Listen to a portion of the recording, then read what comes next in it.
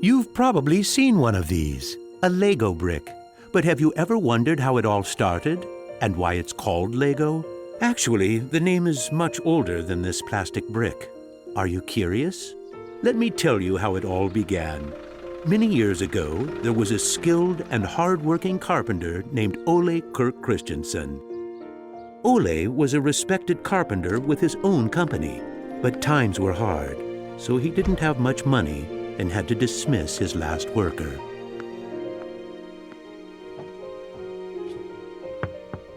Come on in. I've closed down the workshop and packed my things. Thank you. I suppose I'd better write you a paycheck.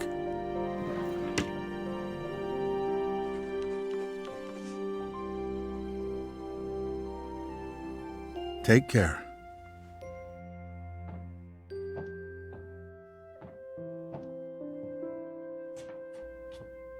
Well, that was the last one.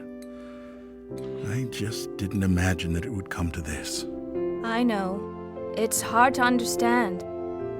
But at least now it can't get much worse. But it did get worse. Shortly after, Ole lost his wife. But Ole was a special person. He wasn't the type that gave up. And with the responsibility of his 4 sons, he had to think of something. Ole had gotten an idea, and for him, it never took long to put an idea into action. Ole's little invention made his boys so happy that he thought maybe he should start making toys. Ole decided to give it a try.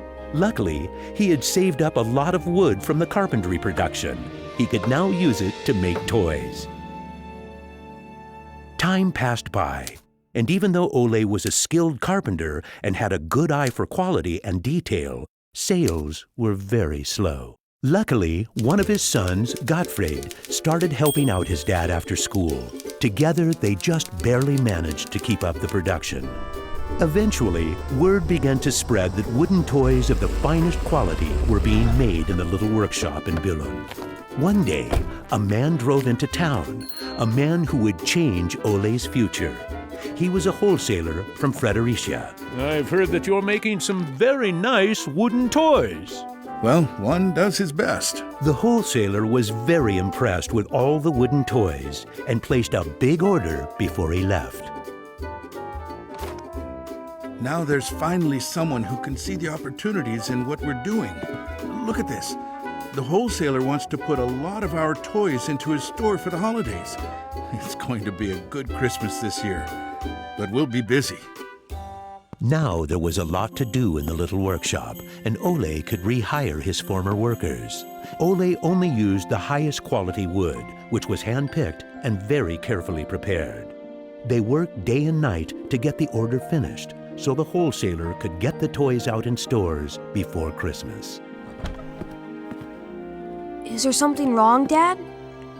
I'm afraid that we're in big trouble. In the middle of their work, Ole received a letter saying that the wholesaler had filed for bankruptcy and couldn't buy the toys that he had ordered. But what are you gonna do? What about Christmas? Now we can't even afford food? I'll do it. What are you gonna do, Dad? I'll do it myself. I'll drive around selling the toys. There was no time to lose. Ole packed the car with all the toys and drove off. Ole was a very good toy maker, but was not a very good salesman.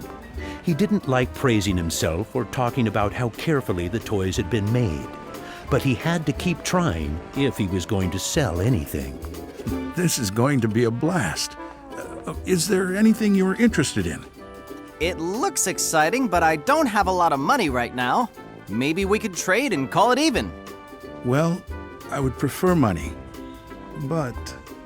In the end, he succeeded in selling all the toys. He didn't receive as much money as he had hoped, but the family managed, and they had plenty of food for Christmas. Time passed by, but the toys didn't sell as quickly as they had expected. Ole thought perhaps the company needed a good name. What should it be? It has to be a short word. I want it to convey playing well. In Danish, playing well is called godt. What should it be? What should it be? Yeah, if only I could get some sort of a sign.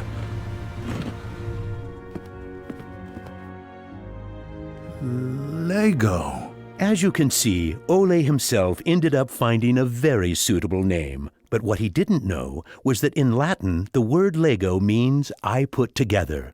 The name Lego was well received, and the company slowly started to move forward. We have made 3,000 crowns this year, and we have more orders than usual.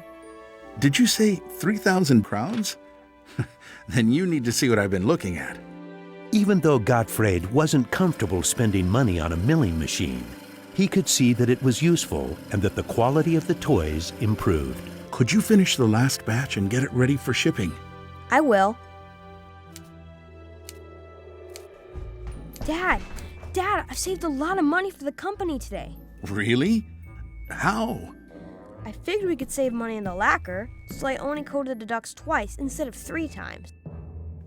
You what?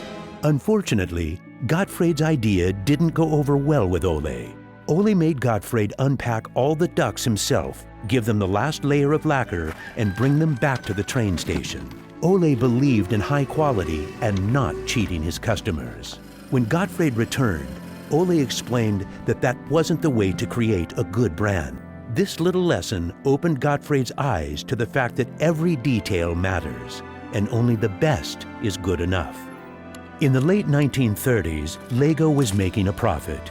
Even when the Second World War broke out, they tried to make the best out of a difficult time. It seemed nothing could go wrong. But a stormy night in 1942 changed their luck.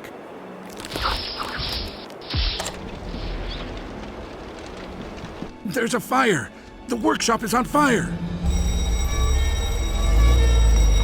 But when the firemen arrived, they were unable to save the workshop. It burned to the ground, and all the drawings and models were destroyed. Ole was beginning to lose hope. All that he had worked for was gone, and he almost lost his company. But being responsible for his children and workers inspired him to rebuild Lego. A new factory was constructed. Soon the production of wooden toys started again. The little company fought its way back into the market. Gradually, the Lego factory began to run smoothly, and Ole started looking for new challenges. One day, he went to Copenhagen to look at a new machine that had just arrived in Denmark. It was a plastic molding machine, and Ole was very excited about it. Should we buy it? It sure is a good bargain, and it will give us a lot of opportunities. Well, it does sound interesting, but it is a lot of money. I'll take that as a yes.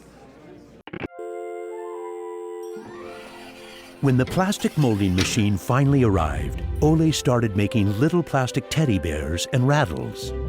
But he still had the plastic bricks that he had received at the fair. There was something about them that he couldn't stop thinking about. And even though no one else could see the potential in them, Ole decided to redesign and put them into production. But it was when Lego first launched the Gray Ferguson tractor that the plastic toys became a success. Unfortunately, the sales were dropping during the summer, and the company had too many toys in stock. This can't be right. Of course our products can be sold the whole year, not only for Christmas. Gottfried decided that he would go out and sell the toys himself. Gottfried brought his wife Edith as company and moral support. If you can't get cash, then we need butter and eggs. Well, it wasn't that bad. Gottfried was a success in his trip around the country, which helped Lego to get out of its financial crisis. They reached home just in time for Ole's birthday party. Ole turned 60, and the whole family was gathered to celebrate with him. Well, I guess it was a long trip around the country. Hey, I got an idea. Listen. What about a picture with the 3 generations? Everyone thought that was a good idea, and we were placed on the sofa with all the presents and flowers around us. On a business trip to England, Gottfried met the head of a big shopping center on his way home. They discussed the toy industry, and the conversation would be very important to the future of Lego. Darn this industry. I just think that toys are no good nowadays. What do you mean? I think they're working very well. Oh, they work fine, sure, but there's no system in anything. System? System? There isn't any system.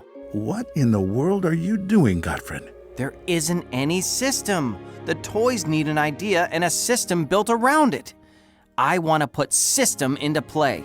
Children have only been offered ready-made solutions.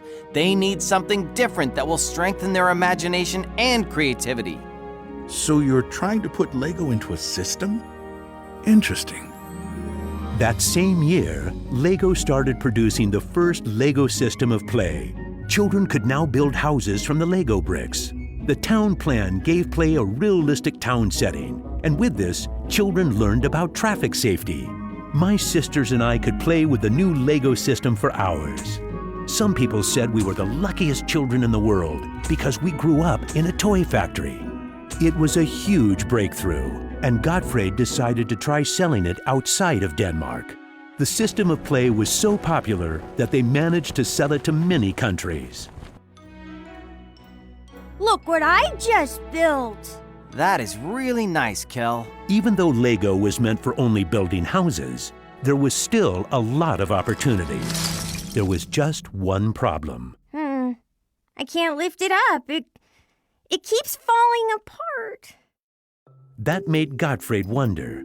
He wanted to find a way to make the Lego bricks stick together, but that was easier said than done. Gottfried noticed that the Lego bricks got a better clutch power with tubes inside. Now it was no longer just bricks, but a whole construction system with endless possibilities. This was groundbreaking for the Lego product. With a child's imagination, Lego could be anything in the world, over and over again. The imagination is the limit. Look, Dad! Now I can build everything! Unfortunately, Ole never got to see how successful the little brick actually became. Gottfried was left on his own, and he had to go through another fire at Lego that destroyed most of the wood production. Just like his father, Gottfried knew that he had to try to get the best out of any situation and never give up. Gottfried took the hard times with his head held high. As sales grew, the company also got bigger. He had to think ahead, and he decided not to resume the production of wooden toys and to only focus on the Lego system.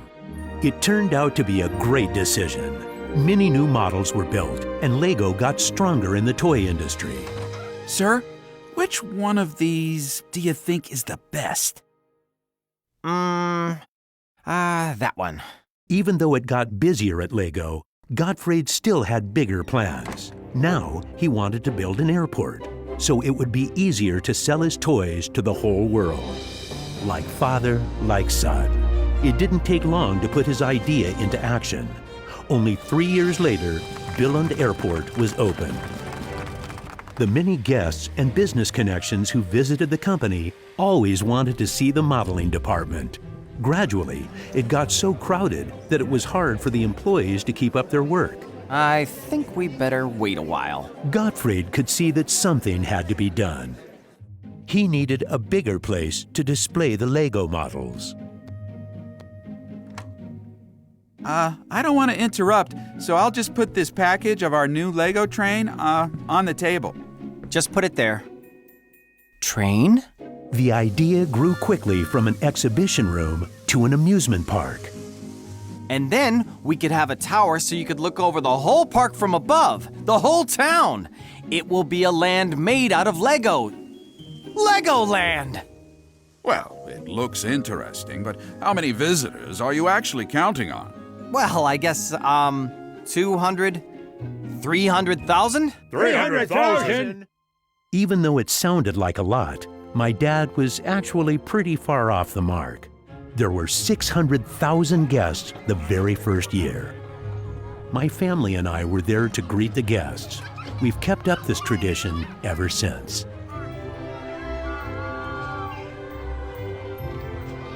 Now you know how it all began. Lego wouldn't be what it is today if it hadn't been for my grandfather's sense of quality and search for perfection. My father firmly believed in the endless possibilities of the Lego system. I seek to take the Lego idea even further, encouraging children to explore, experience, and express their own world, a world without limits. And we are still convinced that only the best is good enough, because children deserve the best.